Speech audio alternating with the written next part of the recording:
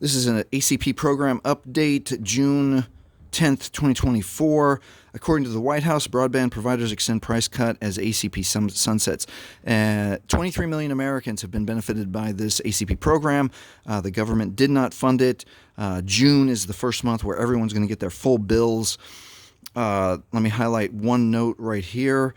The announcement includes 14 internet service providers, including AT&T, Comcast, and Verizon, that are voluntarily offering their current ACP subscribers and other eligible households a high-speed internet plan for $30 per month or less with no fees or data caps until the end of 2024.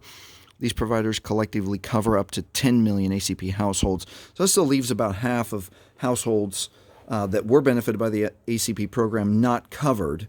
And the thing that you need to do, the action steps you need to do, make sure or find out if your provider is here on the list.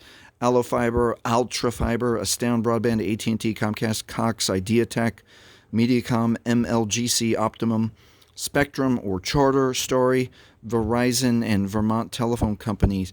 I would make sure that you are in communication with them to make sure that if you were on the ACP program, double check that you still qualify for their voluntary program that they're offering all of us.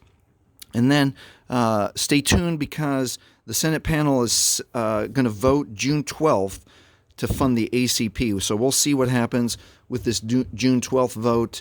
And as soon as I know something, as soon as the vote happens or if there's any news of it, I'll put it on my channel so that you know, and hopefully they do the right thing and help our fellow Americans.